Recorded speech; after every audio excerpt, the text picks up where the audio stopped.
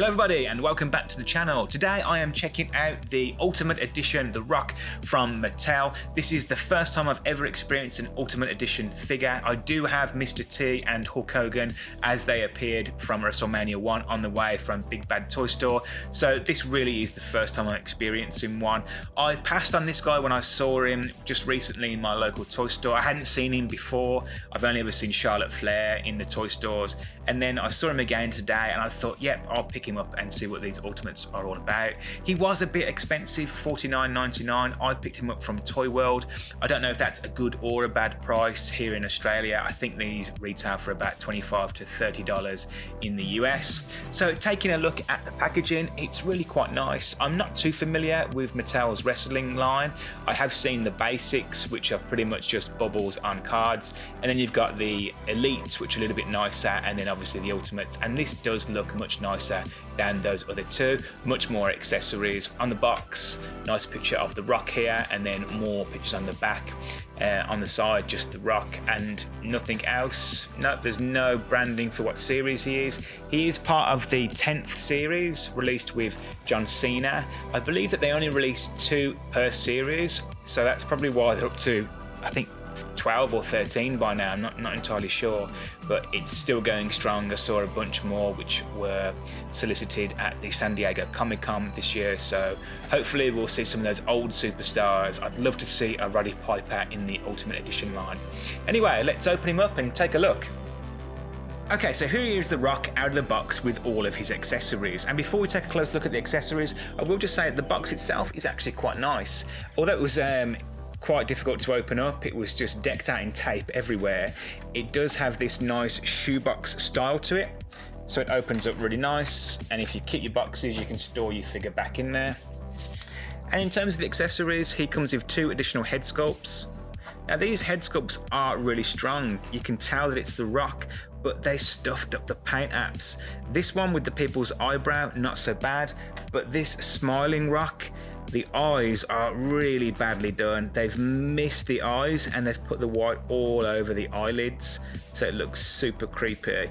And unfortunately, with the head sculpt that he comes with, they've gone overboard with the whites of his eyes, so he just looks really, really creepy. So I'm gonna have to go with the people's eyebrow look, I think. He also comes with this soft goods shirt. Again, don't know much about this era, so I'm not sure what's going on with this soldier. And also it says Team Bring It, and I'm assuming that's his tribal tattoo there. It does have Velcro at the back. Typically I don't like soft goods in this scale, but when it's small like this, it's not too bad. Probably won't use this. It's very, very thin. Feels like it would tear quite easily. He also comes with the championship belt.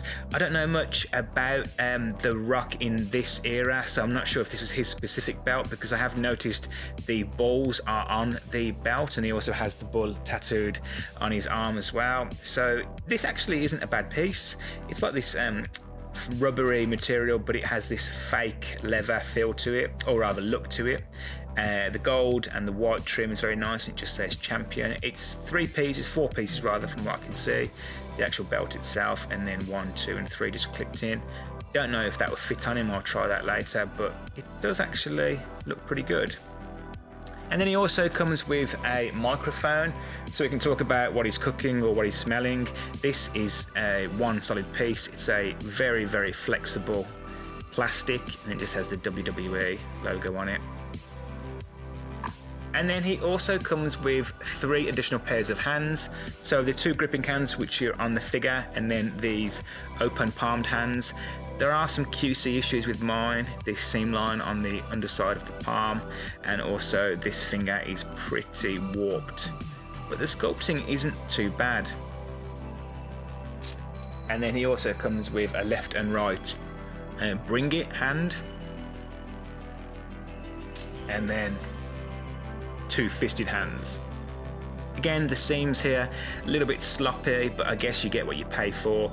It's not a high-end articulated figure in this scale, something like an SH Fig Arts, but for $50 it's actually not too bad. I guess you get what you pay for, and it does come with a good amount of accessories. So taking a closer look at the figure, it actually isn't too bad in hand. I mean, for what is essentially a muscular man in his pants, it's a nice figure.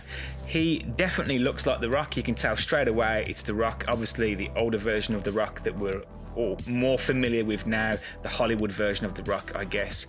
I didn't even realize he was still wrestling up to this phase when he's got all his ink work, but it is a nice figure. You can see as well on the tattoo, it's really well done. However, when you articulate the shoulder, it looks like they've just duplicated this portion of the tattoo onto the underside of the butterfly joint. Not sure why they did that. They could have just extended something out. Doesn't look too bad like that, but if you have it like that, it does look a little bit unusual. The rest of the figure is really nicely done. The trunks has The Rock on there, this matte black, and then the silver, and then on the back he has that bull logo. He also has the tattoo here, and even some red for the eyes. Moving down, the knee pads are quite well done, and then the boots, quite basic. Sculpting on this is a little bit poor, sort of thing that you'd see with the WWE basic figures.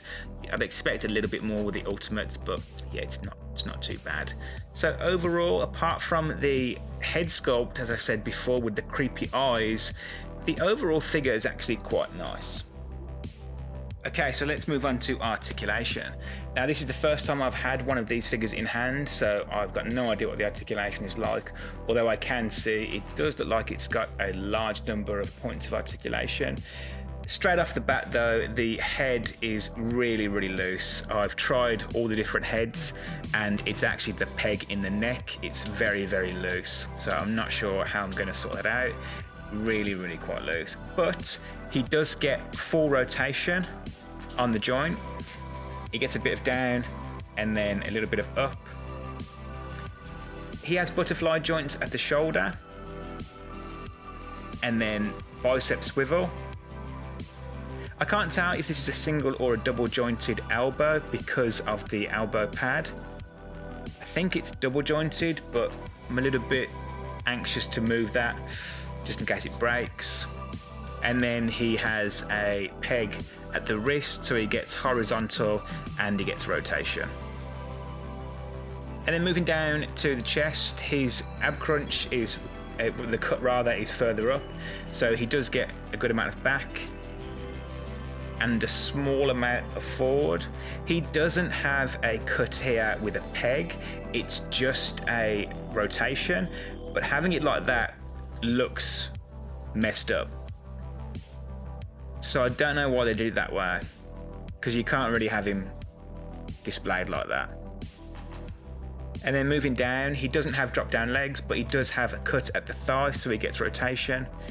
Again, I can't tell if that's a double or a single. I'm guessing it's a double, but because of the restriction from the pad, can't tell for sure. And then he doesn't have a cut at the boot, but he does get toe hinge, and he gets just rocker front and back at the ankle, no side to side. So the articulation, whilst it is good, it could be better. As I said, I can't tell with the elbows and the knees, but everything else is quite good. Could have done with a little bit more articulation at the waist, because that is a bit odd, and it's a shame about that peg for the neck, but overall, it's not bad. And just for a quick size comparison, here he is next to the classified Flint. And here he is next to the Masterverse Man-at-Arms.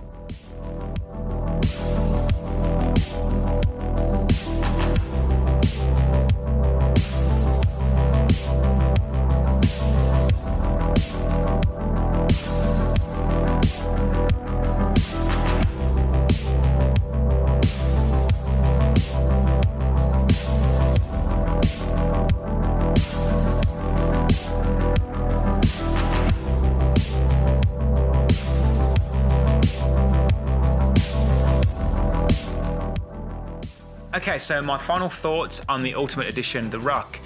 Gotta say, I'm a bit disappointed with this figure. The QC issues I'm hoping are just to this figure and not something across the whole line, because as I said in the intro, I've already ordered Hulk Hogan and Mr. T from the WrestleMania 1 wave, and I know that there's a Ric Flair which looks pretty good and a couple of Macho Man Randy Savages, and I was hoping to get a small line of the original superstars, but if they're like this, then I might really have to reconsider that, because the paint applications for the heads are just pretty poor.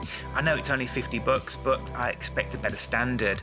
Also, some of the sculpting is a little bit basic on the hands. As I said, I had issues with the one finger on the open hand, and then the articulation. Above the waist, the articulation is very good, but below the waist, it is a little bit basic. It could just be those restrictive knee pads and elbow pads. But that being said, you do get a good amount of accessories, and the figure itself is definitely a notch above the basics and the elites. But then the basics and the elites are $20 and $30 respectively, whereas this is $50, so I do expect a better standard. So I guess there's only one thing to do, and that's just to wait and see what Hogan and Mr. T are like when they arrive. Hopefully they are much better, but let's just wait and see. If you've enjoyed this content, then please do consider subscribing. Until next time, take care.